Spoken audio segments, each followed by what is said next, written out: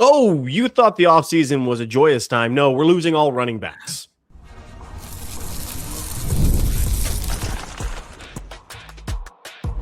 You are Locked On Bulldogs, your daily podcast on the Georgia Bulldogs. Part of the Locked On Podcast Network, your team every day.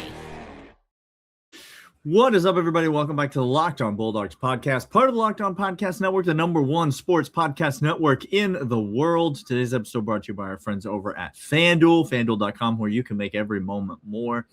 More on them in a moment. And listen, Clint might be a little extremist. He might be a little reactionary here. I don't know if it's time to panic, Georgia fans, but we are going to talk about a couple of running backs, a couple of key pieces, a couple of guys that we thought would be key returners for this Georgia football team, and we're going to talk about whether or not we think they're going to suit up for the Dogs next year.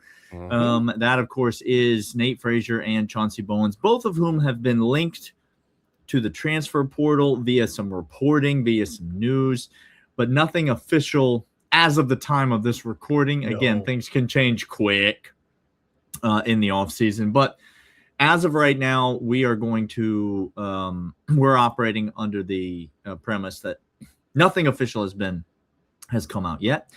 But there is a lot of speculation. It's got a lot of Georgia fans up in arms, Clint. It's got a lot of Georgia fans feeling like, we hadn't lost anybody of exceptional value in the portal yet. All right. We lost some guys that may develop into some things. We lost some key guys to the NFL draft, Clint. But so far, Georgia has been free from real painful portal exits. Sometimes, you say E5 and you're like, it's a near miss. It's a miss. You didn't hit anything yet. And sometimes still a white peg going into the thing. Yeah. Sometimes you hit the middle of that damn battleship and you just know, well, she going down sooner or later. Yeah.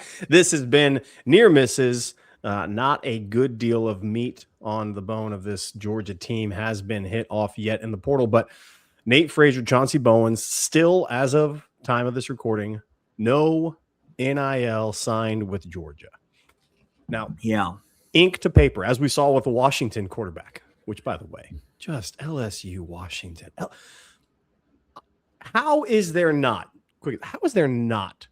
15,000 tampering cases brought to any court whatsoever right now? It's the Wild West, Clint. It's the wild freaking West.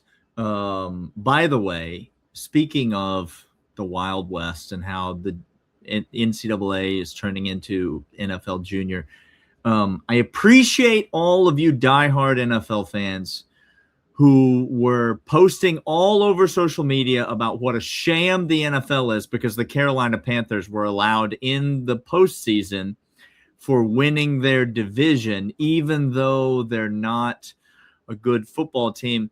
That's the way we do it, right? We don't want people who win their conferences to automatically get in. No reputable organization would handle their business that way, would they?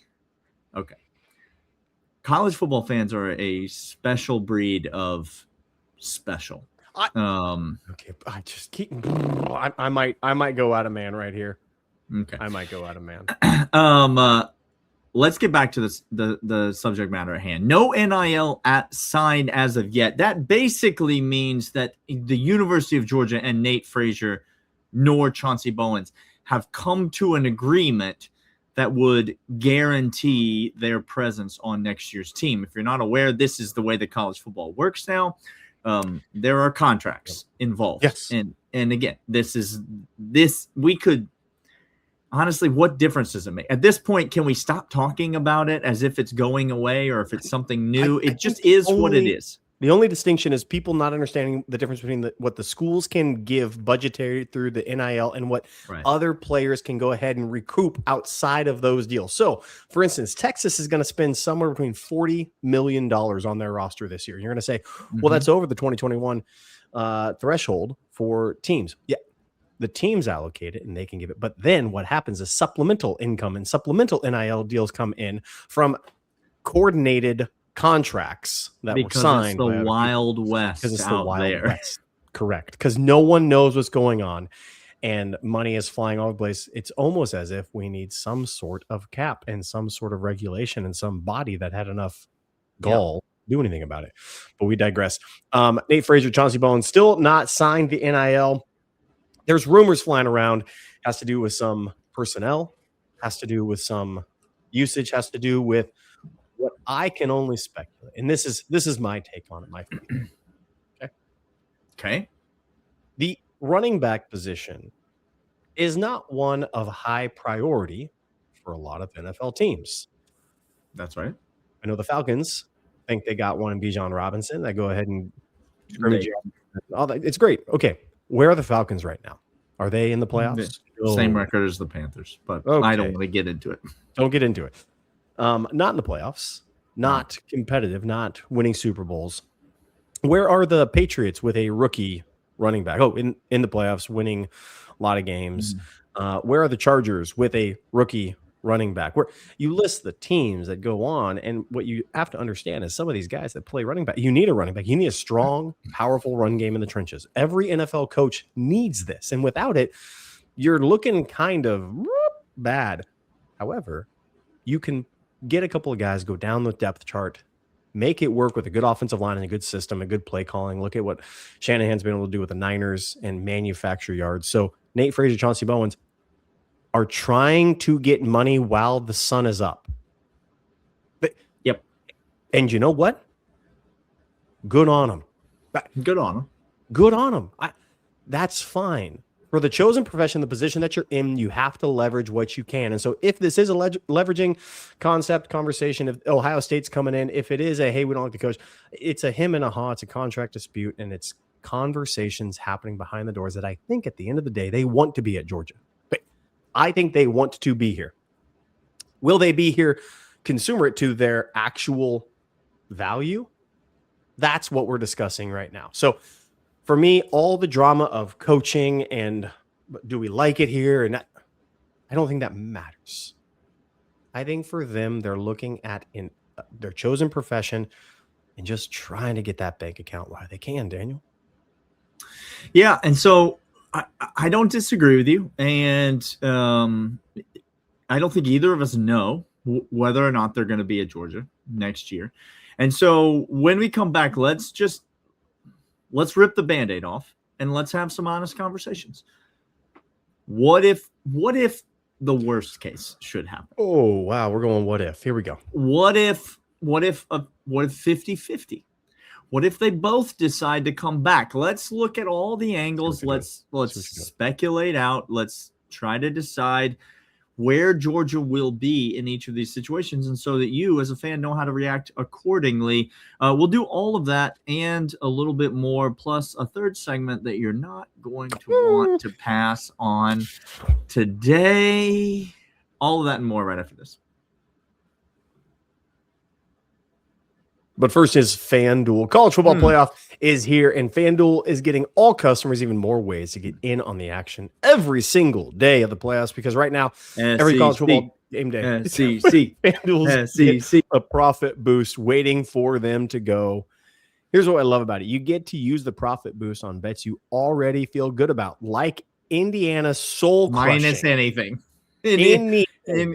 Minus any number whatsoever. Kurt Signetti is bona fide that dude. He's the second best coach in college football, and it's not particularly close. Correct. FanDuel gets the best prices in on the action, playoff long. So visit FanDuel.com to get your college football playoff boost bonus every game day. All right, Clint, let's get into some speculations. This is called the emotional hedging. Oh, by the way. Yeah. By the way, if you're new to the show, if you're a fan of the show, if you've been with us a while, make sure you're following along on Spotify. Make sure you're following along on the YouTube channel. Subscribe, follow along on both of those places. The main show will always be in your feed 5 days a week, each and every day. It will be there for free in perpetuity forever because that will never change. If you're interested in some bonus content, if you're interested in ad-free episodes, if you're interested in bonus episodes, extra episodes into your feed, if you're interested in getting on the group text with us, some other things, newsletters, all that stuff, all of that can be found at Locked On Bulldogs. You guys get to hear the unfiltered Daniel and Clint on the fourth segment. The fourth segment episodes are we're going to get some fourth segment t-shirts, some merch, some fourth segment merch that we might roll out here. Listen, the fourth segment's where it's at. If you're interested in that, the all access plan, lockedonbulldogs.supercast.com is where you can find all of that. We'd love to have you over there. Let's get back into this news. So let me ask you point blank, Clint, right here. You can only save one. There's only room in the lifeboat for one. Okay? There's only one seat left on the plane. Chauncey Bowens or Nate Frazier, keeping in mind talent, production, years of eligibility. Mm-hmm. All of these factors must be considered. Who do you want, Nate Frazier or Chauncey Bowens, if you can only take one? The South Florida Bulls are going to have a nice warm seat for you, Chauncey. They are ready to receive you in with open arms. I'm taking Nate Frazier, and here's why. He's the more established running back. He's the more proven running back. He's the guy that has, I think, a very, very gifted skill set within this offense as well. Chauncey Bowens at times has been explosive out of the backfield. Just absolute monster on long runs. Hard to take down once he gets past the line of scrimmage. However, Daniel, if I look at the amount of negative plays that have happened behind the line of scrimmage, the amount of times that Chauncey Bowens hasn't been getting going, the amount of times that he's been hurt, I just feel as though Nate Frazier fits more of what I'm looking for, has the skill set that I'm looking for. It's one more year of him, and then he's gone. But that's going to bring me to a conversation I'm going to have with you, maybe question 3. Okay, let me tease it. Here we go. Who cares if they both go? That we're going to get there. We're going to get there. Question 3, and that leads me to in question 1, say Nate, because I know it's only 1 year. I know Chauncey has 2 more after this. But what's behind him? Am I an idiot? Yeah, I mean, Nate's the better back. So with Chauncey, you do get an extra year, and the development could be there. I mean, to come on as a true freshman, you know that there's going to be development. You know that there's going to be improvement. With Chauncey, you're kind of betting on that ceiling continuing to grow and continuing to improve. And there's something to be said for that. But college football is a win right now proposition, Clint. You got to win right now. Nothing is guaranteed. There is no tomorrow in college football. No one is guaranteed to be good next year. No one is guaranteed to have their same roster, to have their same coaches, to have their same anything. Ole Miss is going to fall off a cliff. Alabama might be the 6th best team in the SEC. And I'm not trolling when I say that. You mean this past year? No, I mean correct. I mean this coming up, and that's their ceiling. I thought Alabama had a higher ceiling. I think their ceiling is you can't you don't take things for granted. Guys, it's not building a program like it used to be. You don't stockpile guys. That doesn't happen anymore. You got to win now, and so you take the better back, Nate Frazier. I agree with you. Now, second question, then we'll get to your third question. Second question. How do you think in your heart of hearts this is going to play out? When you look inward and you stare deeply into the candle. I don't want to look at the candle, Daniel. I want you to know the candle doesn't care what you want, what you don't want. Okay? No. Man, almost made an insanely funny reference right there, but it's more of a fourth segment type of thing. So I'm gonna sit on it. How do you feel like this is all gonna shake out when all's said and done? One of these guys is gone. Okay. One of these guys is gone. I don't know which one. I agree. And I think one of them is gone, and I think the other one will then get paid by Georgia and will stay.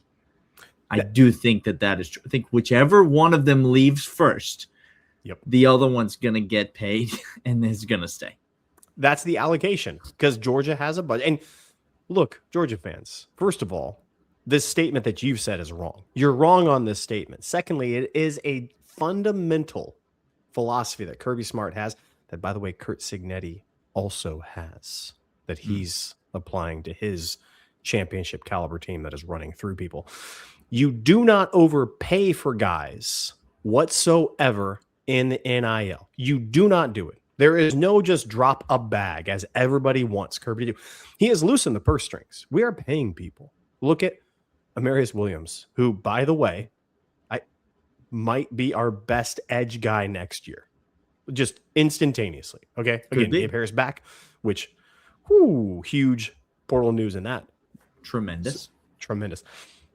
But you allocate this. He's not going to overpay. So if Nate says, hey, I want 2.5, I think Kirby says, good luck. Go get it. Go find it. If you can get that, go get it. And then he's going to take some of that and he's going to go to Chauncey and say, all right, Chauncey, you want 1.5, 1 point, whatever it is. Okay, great. Now we have that to give you. Or vice versa. I think it goes the other way as well. But make no mistake, Kirby is not going to go ahead and negotiate this up. So I think one of them goes. If I had my gut in it, I think Chauncey goes. I think how I believe it happens is that Nate stays, Chauncey goes. We pay Nate what he's asking for. Chauncey goes ahead and gets a deal elsewhere. And I don't think what's sad about this is I don't think Chauncey's career takes off after this. I don't think he gets to a good team. I think he has to go somewhere like a Syracuse type team. No one is going to boost Chauncey Bowen's draft stock like Georgia will. I mean, no one. Fact. That's just them's the facts. So this is going to suck. This is going to suck for one of these cats. And my guess is it's Chauncey.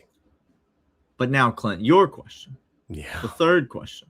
Does it matter? Daniel, let's say both of them go. Yeah. Okay. How sad are you really? How, looking into next year, the year after that, are you really concerned about it?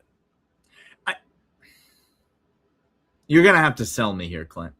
Because I feel like we're boats drifting in opposite directions here. I like Bo Walker as much as the next guy.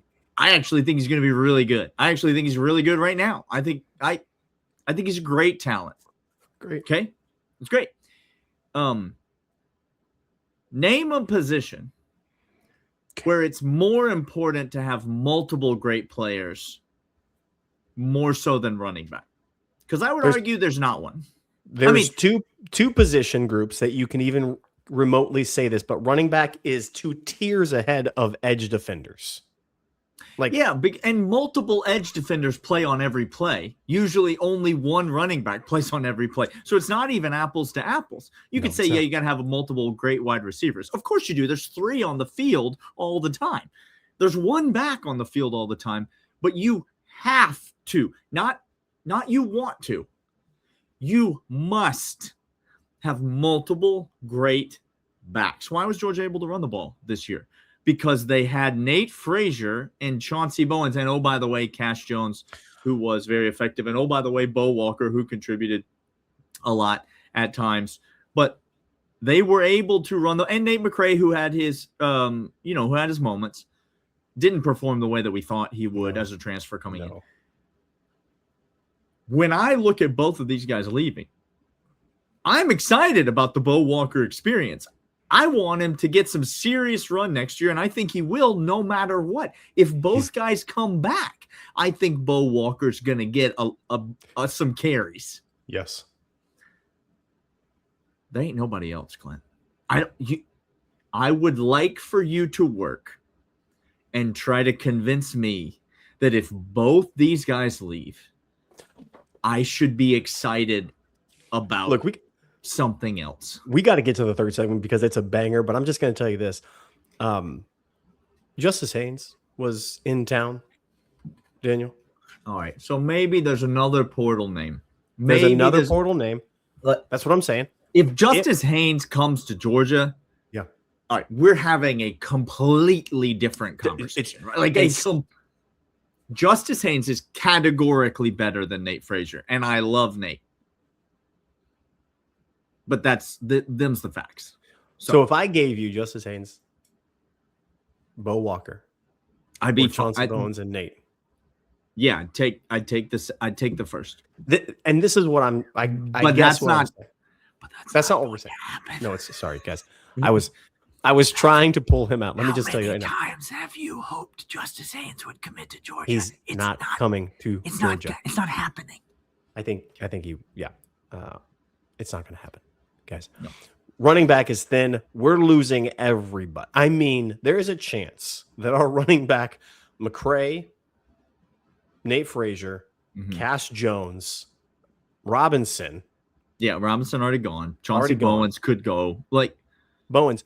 Again, we're talking about a Bo Walker, Dwight Phillips backfield. And if Georgia fan, if you want to try to sell me on that, good luck to you. By the way, I asked the question. I wasn't selling you on anything. I need one of these two backs back in a bad way, Daniel. It's the third segment, Clint, and it's real and it's spectacular, and it's coming up right after these. But these are, in fact, Wayfair. Daniel and I, we kind of moonlight sometimes as designers. We're very good at it. I mean, look at this. Look at what I've crafted here behind me. This hole right here, people love this. This is a design element that I've chosen. Hey, refresh that space from bedding and mattresses storage solutions every room. Wayfair makes it easy to start fresh this year. Wayfair has everything you need from full home refresh, update living room, organizational space, huge selections that makes it easy to find. New bedding accents, pillows from Wayfair. Maybe just put a pillow up there on that little shelf, a little something embroidered, put it right up there. I'll get a little throw up there. Get organized, refreshed, and back on track this new year for way less. Head to wayfair.com right now to shop all things home. That's wayfair.com. Wayfair. Every style, every home.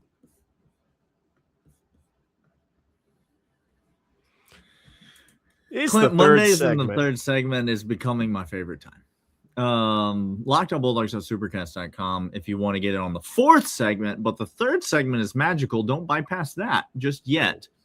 Stay right here.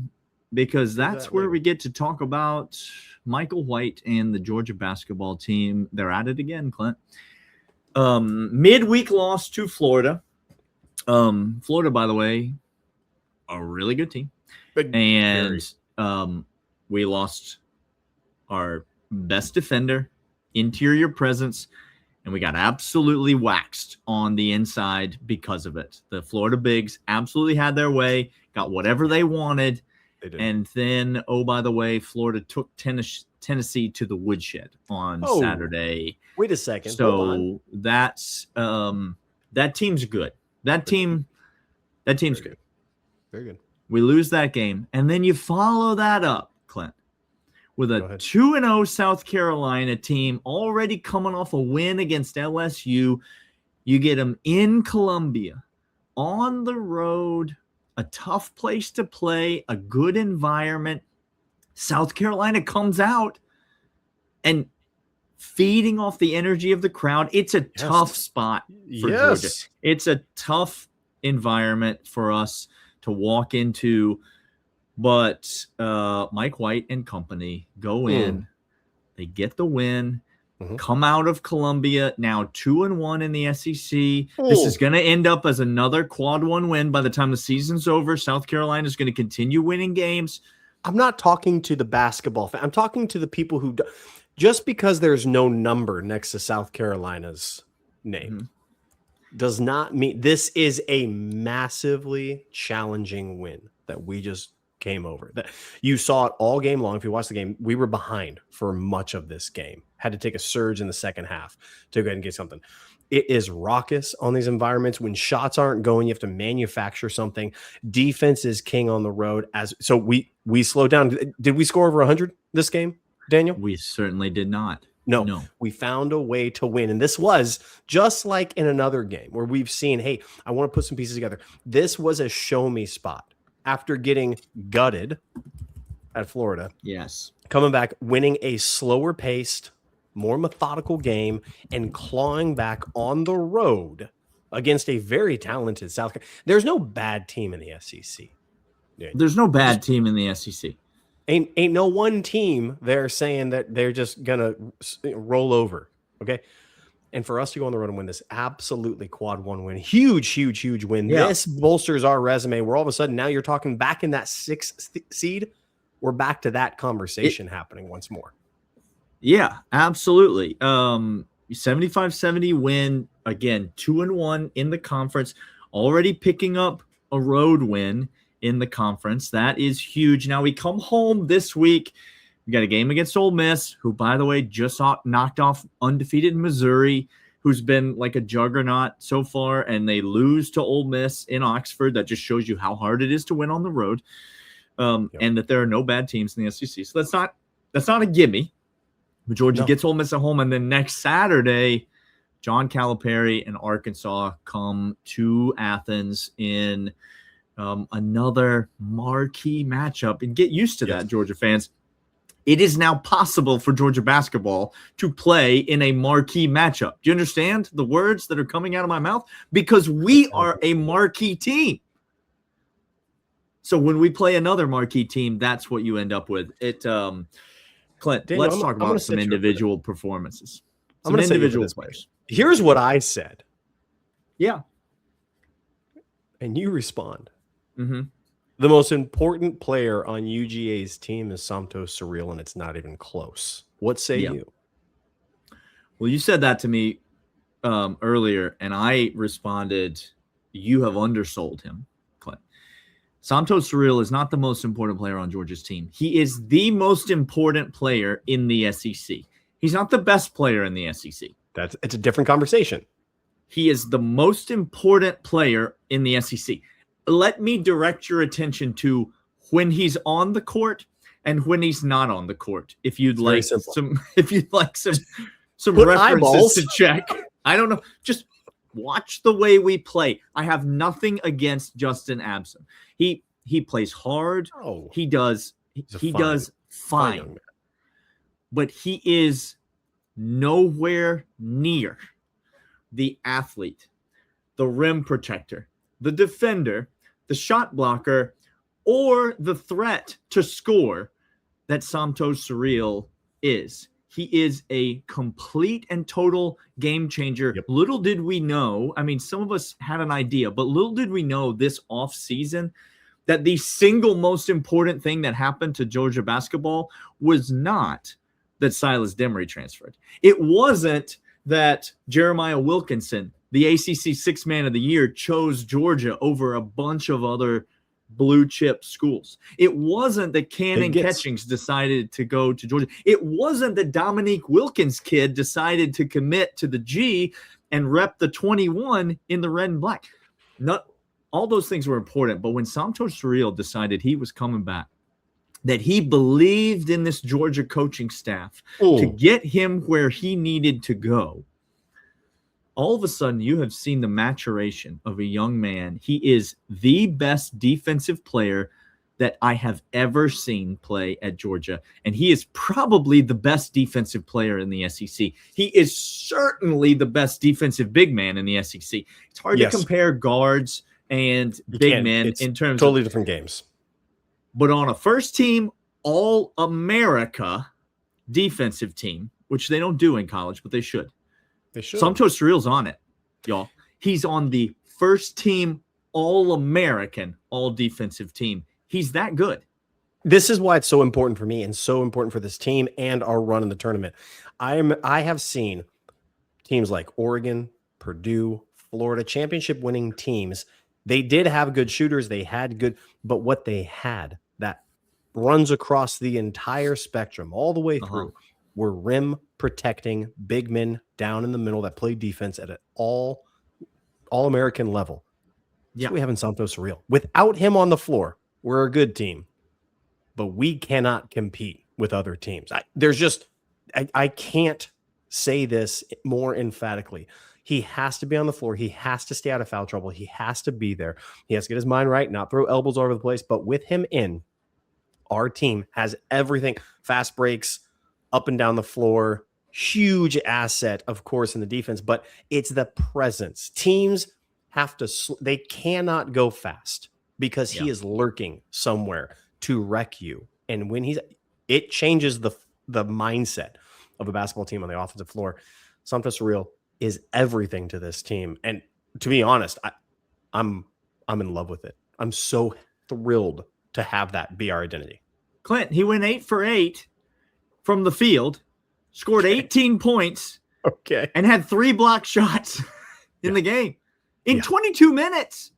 Clint, in just about half the game, he scored 18 points, 8 for 8, 3 block shots. I don't want our offense to run through him. I'm not saying that, but what I am saying is he has to be part of the entire lineup, the entire philosophy. So our offense can't run through him, but our team does. There have been at least 20 points scored this season when a guard drives to the basket and Samto completely takes the big out of the play, screens the big out of the play. It does not appear in any stat sheet anywhere, but he absolutely creates field goal opportunities for his teammate with the way he plays inside.